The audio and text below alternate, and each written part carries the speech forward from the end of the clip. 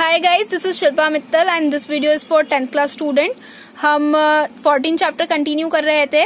मैं आपको question number 1, 2 और 3 तीनों समझा चुकी हूँ. 1 मैंने आपको डायरेक्ट मेथड से समझाया था, 2 मैंने आपको स्टेप डेविएशन मेथड से समझाया था और 3 में आपको एक मिसिंग फ्रिक्वेंसी निकालनी थी जो कि मैंने आपको डायरेक्ट मेथड से ही निकाल कर बताई थी. सो ये क्वेश्चन नंबर 5 है. इसमें भी आपको चाहो तो आप डायरेक्ट मेथड का भी यूज कर सकते हो और चाहो तो स्टेप डेविएशन मेथड का भी यूज कर सकते हो. ये कम्प्लीटली आपकी चॉइस है कि आपको कौन सी मेथड का यूज करना है. बट ये क्वेश्चन बाकी क्वेश्चन से अलग क्यों है वो मैं आपको समझा देती हूँ.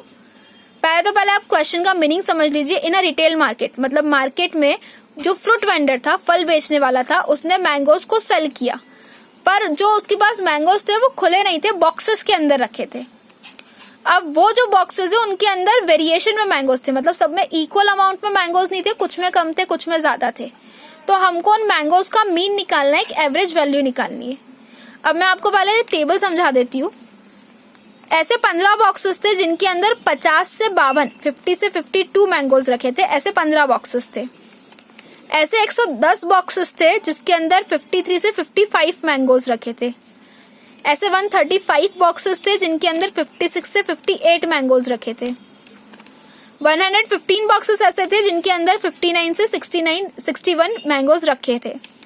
और 25 ऐसे बॉक्सेस थे जिनके अंदर 62 से 64 बॉक्सेस रखे थे. तो ये तो हुई आपकी टेबल. अब ये टेबल बाकी क्वेश्चन से डिफरेंट कैसे है वो हम समझते हैं. अभी तक जो हमने क्वेश्चंस देखे थे, फॉर एन एग्जांपल अगर मैं आपको थर्ड क्वेश्चन बताऊं तो आप देख सकते हैं थर्ड क्वेश्चन में जो आपका क्लास इंटरवल है 11 to 13, देन सेकेंड कॉलम आपका 13 से 15, मतलब 13 का कंटिन्यूशन बना है. यहाँ आप देख सकते हैं 15 का कंटिन्यूशन बना है, 17 का कंटिन्यूशन बना है, 19 का कंटिन्यूशन बना है, 21 का कंटिन्यूशन है, 23 का कंटिन्यूशन है. आप देख रहे हैं कि सारे के सारे क्लास इंटरवल आपस में कनेक्टेड है, क्योंकि यहाँ पर जो एक कॉलम की अपर वैल्यू है, अपर लिमिट है, वो दूसरे कॉलम की लोअर लिमिट बन चुकी है. यहाँ पे सेम नंबर सारे कंटिन्यूशन बना हुआ है. बट अगर यही चीज हम अपने क्वेश्चन नंबर 5 में देखें तो आप देखेंगे कि यहाँ पर गैप आ जाता है. गैप इन दैट वे, यहाँ 52 है बट यहाँ 53 आ गया, मतलब बीच में एक नंबर का गैप आ गया. यहाँ 55 है तो यहाँ 56 आ गया, अगेन एक नंबर का गैप आ गया. जबकि हमने देखा कि ऊपर वाले क्वेश्चंस में ये कंटिन्यूस थे, मतलब सेम नंबर थे. यहाँ पर यहाँ 58 है तो यहाँ 59 आ गया, मतलब फिर एक नंबर का गैप आ गया. यहाँ 61 है तो यहाँ 62 आ गया, मतलब फिर एक नंबर का गैप आ गया. तो अब ये जो एक नंबर का गैप है इसे हम फिल कैसे करें, इसे हम कवर कैसे करें. तो इसे कवर करने का सबसे आसान तरीका ये है कि हर एक लोअर लिमिट में आप हाफ नंबर माइनस कीजिए और हर एक अपर लिमिट में आप हाफ नंबर प्लस कीजिए. Half means 0.5.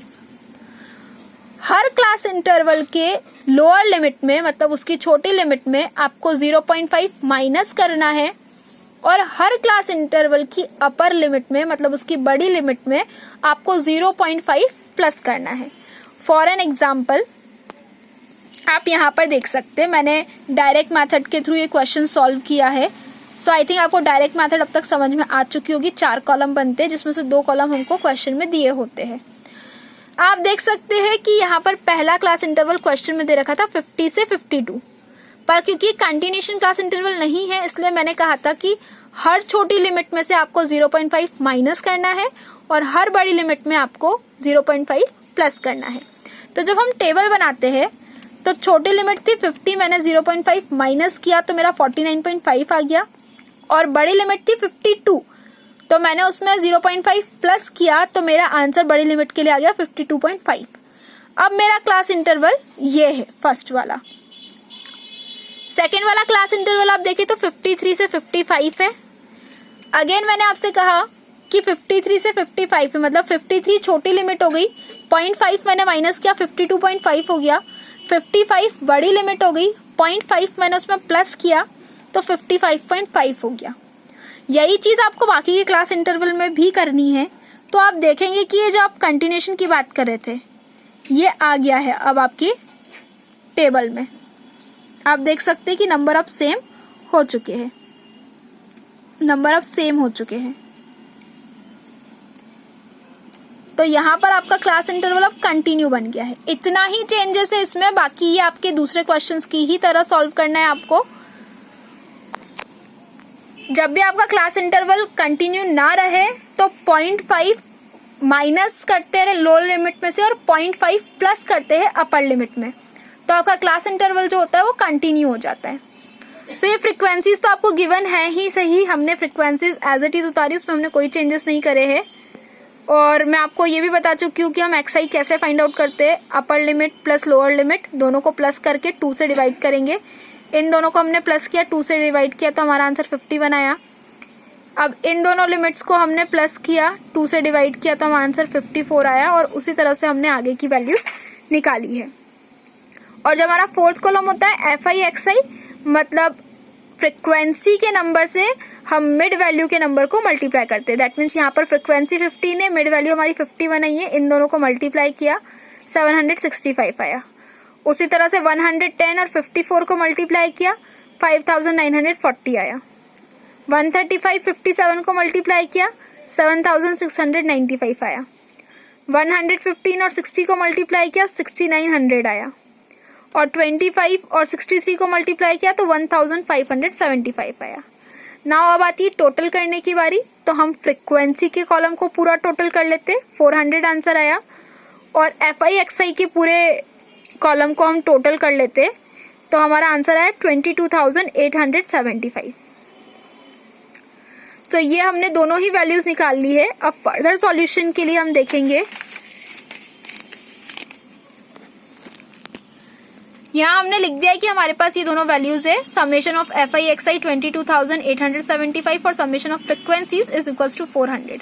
फॉर्मूला आपको पता ही है, summation of F I X I upon में समेशन ऑफ एफ आई। दोनों की वैल्यूज को हमने रखा और जब आप इन दोनों की वैल्यूज को कैंसिल करते हो या डिवाइड करके देखते हो तो आपका आंसर आता है 57.18। सो ये आपका फाइनल आंसर है। ये है आपका मीन जो आपको चाहिए था अपने क्वेश्चन में,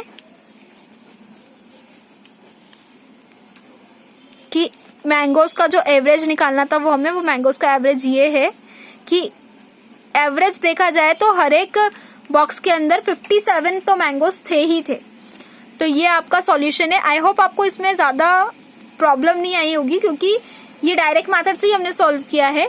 इसमें डिफरेंस सिर्फ इतना था कि आपका क्लास इंटरवल कंटिन्यू नहीं था, तो उसको हमें कंटिन्यू बनाना था। मैं फिर रिपीट कर रही हूँ, क्लास इंटरवल को कंटिन्यू बनाने के लिए लोअर लिमिट में से हम 0.5 माइनस करते हैं और अपर लिमिट में से हम 0.5 को प्लस करते हैं, तो इससे आपका क्लास इंटरवल कंटिन्यू बन जाता है। सो यहाँ पर आपका क्वेश्चन नंबर 5th भी फिनिश हुआ है। मैं आपको 1st, 2nd, 3rd और 5th समझा चुकी हूँ। रिमेनिंग क्वेश्चन नंबर 4, 6, 7, 8 और 9 ये आपको ही करने हैं। मेथड बिल्कुल सेम है। अब वो आपकी चॉइस है कि आप स्टेप डेविएशन मेथड से करते हैं या डायरेक्ट मेथड से करते हैं। जो भी इजी लगे उस मेथड से आपको ये 5 क्वेश्चन सॉल्व करने हैं बचे हुए। उनमें अगर आपको कुछ क्वेरी आती है या इस क्वेश्चन में समझाने के बाद आपको कुछ क्वेरी आई है तो आप मुझसे कमेंट सेक्शन में कमेंट करके पूछ सकते हैं। Thank you.